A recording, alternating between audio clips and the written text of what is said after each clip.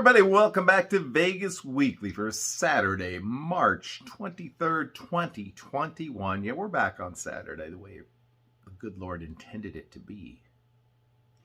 All right, great touching base with all of you again. I have to kind of apologize, well, if you watched the Wednesday show this week, it was pretty interesting. But that's what the Wednesday show is all about. It's about doing some fun things that we wouldn't normally do otherwise. So if you enjoyed it, great. If you don't, hey, you can skip it. It's fine. But so the news this week from Las Vegas is really hashtag Vegas is healing.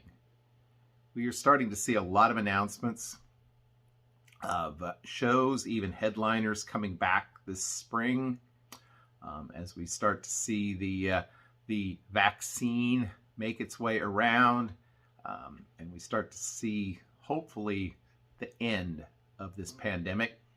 There have been a lot of different shows that have announced that they are coming back.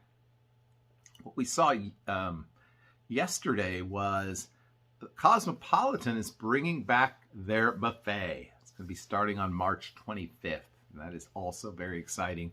Because basically earlier this week we heard from Caesars Entertainment that, buffets are dead, at least for now. And let's be honest, outside of Bacchanal, has there been a reason to go to a Caesars buffet in the last 5 years anyway? So I don't know. Hopefully they'll do something with the Bacchanal space and turn it into some kind of an all-you-can-eat situation. Like what Wynn did back in the summer for a while, and again, we don't know exactly how the Cosmo thing's going to work out, but yeah, we can start to see a light at the end of the tunnel, and for those of us who love Vegas and have even braved Las Vegas over the past year or so. Let's see, what is it? It's Friday night. Yeah. Hey, I've been back from Vegas for 2 weeks, so if I get the COVID now, it has nothing to do with Las Vegas. But yeah, it's exciting. And again, this is a changing thing on a day-to-day basis. So I can't really sit here and tell you exactly what things are going to look like in a week. But, Google Vegas shows, and you will see a lot of these shows are coming back, and not just, Carrot Top. But God bless Carrot Top. But, Pip the Magic Dragon, and I see even, opportunities to buy tickets to some of the residencies that may be coming up this spring and summer. So it's a very positive situation. We're starting to see some indications that some of the hotels that have been closed midweek are going to be reopening. We are hearing that there is going to be, pool parties. We're going to start seeing places like Omnia open up on the weekends for that sort of elite sort of experience. So I'm very excited. Feel very positive about this. We're also starting to get some indications that at some point, maybe this summer or fall, we're going to see Las Vegas opening up to visitors from outside the U.S., whether it be Canada or the UK or beyond. And of course, we're looking forward to getting back whenever we can. I don't know if it's going to be this summer, or if we're just going to wait until the fall. But yeah, so I'm just going to say it's all good news this week. And like I said, it's been a year. It's been a year since we started dealing with this seriously. And still haven't got my shot. Got my name in the queue. So hoping to hear something in the next few days about that. I'm not a big vaccine guy. I'm really not. I think it's important for the human body to develop resistance on its own. This COVID thing is something we haven't seen before, And we've lost so many people to it, and we've had so many folks that have suffered with it, and so I'm willing to take my chances with it, and I hope that they're going to have that opportunity over the next several weeks to make that happen. But so we will continue to keep you informed as to what's going on out there as far as Vegas. But again, the news this week is, I'd say, all good, and we're seeing so much more opening as far as Vegas, and that will continue certainly into March with the governor's directives back to 50% occupancy. And if any of you have been to Las Vegas in the last few weeks, and I have, it still feels pretty lively, and that's only going to, situation's only going to improve, and we're only going to see more and more opportunities for Vegas visitors. And I particularly, like I said, I didn't really mention it, but as I said, the people that I really feel bad for are those folks from Canada and the UK and Europe, and those folks who've been wanting to come to Vegas for the last year and have not had that opportunity. And I think we're going to see that opportunity open up in the next few months, and so excited, and hope to meet up with some of you along the way. Speaking of people we've met up with so many times along the way, well, a couple of times at least, is our good friend PJ. And PJ is always keeping things together, and always keeping his eye on what's going on in the world. And of course, we're heading into mid-March, and that means St. Patrick's Day. And so PJ has put together a green drink for us today. And so why don't we just go ahead and check it out? See if it's any good. I'm guessing it is. PJ? I don't know which way I should look. PJ? Take it away, buddy. Hello, ladies and gentlemen, and welcome to another fabulous episode of Cocktail of the Week with your host and not a professional bartender, PJ. Let's watch and see what fabulous cocktail PJ is whipping up for us today. Hey, John, how you doing, buddy? Hey, what a fantastic introduction. Hey, you know what's coming up? Do you guys know what's coming up? You know what this Wednesday is? It's St. Patrick's Day. That's right, John, St. Patrick's Day. You know what we're going to do for you? And for all of you, we're going to make a green drink. Of course, a green drink. Not a green beer, that's too easy. We're going to make the Green Eyes cocktail. That's right, Green Eyes cocktail. We're going to make that in a highball glass, and it's something you can easily make at home. So you ready? Let's get started. This drink has 5 ingredients. And what do we need first? We need a shaker. Hey, there's my shaker. All right, next, we need ice for that shaker. Ice for the shaker. Let's put some ice in. Right. That's right, lovely. I should have made green ice cubes. What was I thinking? I wasn't thinking. I got to get on my production staff for that. All right, let's make these disappear. They're gone. All right, next we need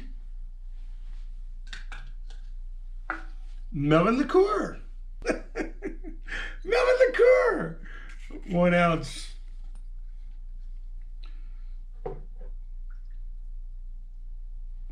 Okay, who's guessed I've been drinking before I started this show? Perfect. All right. We don't need this anymore. Let's go with coconut rum. Coconut rum. We still got left from Pear Bay. 2 ounces of this delicious stuff. Maybe a little bit more. Yeah, let's dump that in there. All right, we don't need this anymore. It's gone. How about some cream of coconut? Cream of coconut. Gotta figure out how to open it up. 1 ounce. 1 ounce of cream of coconut. Oh, baby.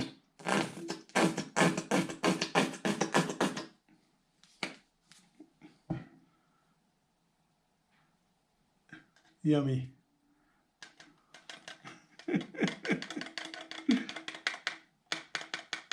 John, we're having a little issues with the cream of coconut.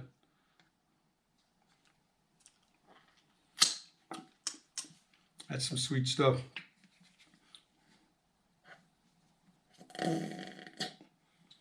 All right, we don't need any more cream of coconut. Next, we do need fresh lime juice. Fresh lime juice. Let's dump that in with the cream of coconut.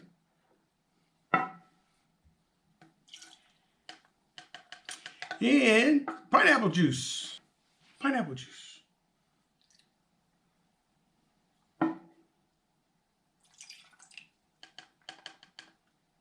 Didn't quite get all that coconut cream out. Good stuff. Abracadabra. It's gone. I know, this is some cheesy ass magic, right? All right, let's shake this puppy up. A little bit to the left. You're going to need to shake it up a lot because of that cream of coconut. Once again, the green eye cocktail.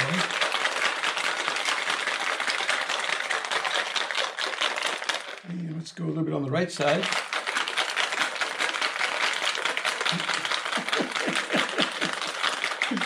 I sure hope this turns out.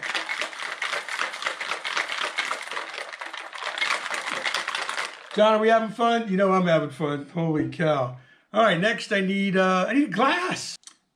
There's a glass. Oh, you know what? I need ice in this glass. So I need my ice back. Ice.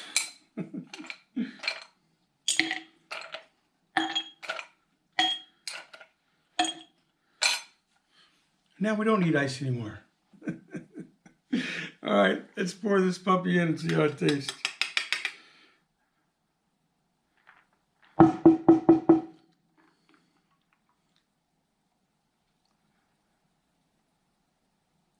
All right, how about a lime green cocktail? Oops, we're losing it. It's going off the side.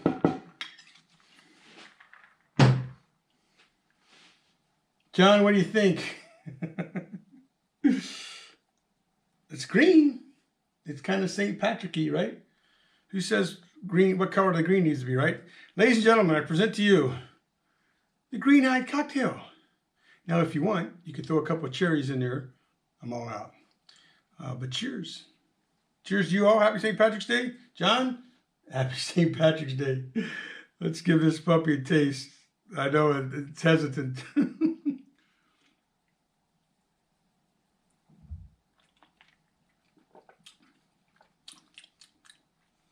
Hey, you know what?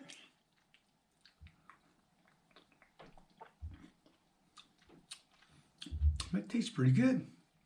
That tastes really good, John. Ladies and gentlemen, as always, leave a thumbs up. Write a comment down below. Let's get John to 10,000 subscribers. The only way to do that, hit that subscriber button. Right now, stop what you're doing, hit that subscriber button. We'll get him at 10,000 in no time. And with that, please, with St. Patrick's Day coming up, be safe, be smart, drink responsibly. John, we'll see you Wednesday night, right? I think I have another treat for you. Ladies and gentlemen, happy St. Patrick's Day. Me and my green eyes, even though mine are blue, are leaving. Thank you for watching Vegas Weekly and Cocktails of the Week. Stay tuned for another fabulous cocktail coming up soon.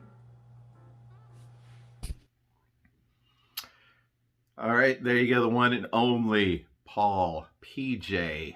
Not a professional bartender, but that drink looked really good, honestly. I'm never going to, let's be honest, I'm never going to get around to pulling the ingredients together and making it, but I'd love to try it out sometimes. Thanks for that, and we will be doing a show. The Wednesday show this week will be a St. Patrick's Day show. I'm thinking I may wear some kind of weird hat or something, and PJ has decided to contribute a cocktail, actually a shot, to that show, so definitely stay tuned to that. There will definitely be less eating this week, which will probably please everyone, including PJ. All right, so the Vegas tip or trick of the week. credit card holds. I had a message, actually spent a couple of minutes chatting with one of my favorite subscribers this week about some of the credit card holds that they're seeing in Las Vegas. And, if you're not aware, and this is pretty much true anywhere anymore at this point, but if you're not aware, you don't travel that often, you go to Las Vegas, you check into the hotel, you give them your ID, your credit card. In addition to authorizing an amount for whatever your room charges are going to be, they will typically authorize a certain number of dollars per night, which will allow you charging privileges, whether it be through the mini bar or room service or, just any of the establishments inside that hotel. But a lot of people don't necessarily expect that. And so there are two issues I wanted to talk about very briefly today. Number one is make sure you have a credit card. And I've been there, done that, okay? I've had many credit challenges in my life, okay? Where I went to Las Vegas and I either didn't have a credit card or I just had a debit card. If you have a debit card, that's will typically authorize as a Visa, MasterCard, whatever, but you will, you're probably someone who is on a budget. And so those authorizations are going to limit your ability to have fun, play, gamble, whatever it might be. Also, sometimes it takes more time for those credit authorizations to fall off if you are using a debit card. So just keep that in mind. And it doesn't always work out to get like a prepaid Visa or MasterCard. One option that can be a pretty good one and is a good way to rebuild your credit in addition is to get some of the sort of secured MasterCards or Visas. You save up a certain amount of money, you make a deposit into an account, and then you are able to charge up to that amount on your credit card. And it won't look any different than if you were, just checking in and you were like a high roller. So, but the reports that I've gotten is there have been some really outlandish authorizations lately. When I checked into Wynn authorized $150 a night, and I'm okay with that. I mean, Wynn is an upscale property. If you choose to eat or drink beverages there at the Wynn, it's going to be pricey. So $150 seems reasonable. I believe when I checked into Delano, I believe they authorized $100 a night. Which again, seems reasonably fair. That's kind of become kind of a standard authorization for most properties going forward. At least those who are mid-range or above. So again, I have a credit card now with plenty of extra space on it, so it did not really affect me. When I stayed at Plaza for 2 nights, they authorized $50 a night, which is, again, Plaza is a budget property. Let's not be honest. They've made a lot of improvements there. It's definitely a much nicer place than it was 10 years ago, but it's a budget property. And when I've stayed, at local casinos in the area, a lot of times, they will only authorize $50 or $100. But what I heard from a little birdie was a friend of mine tried to check into Mirage a few weeks ago. They wanted to authorize $300 a night. And then when that same individual tried to check into the Jockey Club, which is that little property kind of tucked almost literally inside Cosmopolitan, they wanted to authorize $200 a night. So I don't know, has anyone else been experiencing this kind of authorization abuse, which is what I'm going to call it? Like I said, 100 for, mid-range, decent property, up to 150 for an elite property, $200-300 a night. I know in the past, at times, casinos have been very, I'm trying to think of the right word. They've occasionally chosen to charge locals or nearby residents because they're afraid that people are going to check into the rooms and trash them. And so they want extra sort of cushioning against that. But I'd just be curious. First of all, just keep that in mind. If you're going to Vegas first time or you haven't been recently, you are going to get charged that. Hopefully you do have a credit card of some sort so that it can, it's not really going to affect your day-to-day activities. I mean, you can always, I guess, charge everything to your room and take advantage of that. And that's what they'd probably like you to do. But there's that to keep in mind. And then, I'm just interested in input from those of you who've been to Vegas recently. Are you getting this kind of price gouging nonsense? Because I'm sorry, Mirage, that's $100 a night. It shouldn't be $300 a night. Jockey Club, hell, that should be $50 a night. What are you going to charge to the room? You going to go to the convenience store downstairs and buy some hot dogs? So anyway, just wanted to kind of give you a heads up on that if you're not aware of it, and also just ask for your input on that in case you too have kind of felt like your last couple trips to Vegas, you kind of got gouged a little bit on that. And yeah, you get it back, but $300 a night's crazy. So, all right. So that's my Vegas tip or trick, is just to be aware of those room charges, those room holds on your credit card. Be prepared to deal with that. And we're going to be prepared to deal with another Wednesday show this Wednesday. It's St. Patrick's Day. So there's probably going to be some green. There might be a few cocktails along the way. As I said, PJ's got a special little quick spot for us.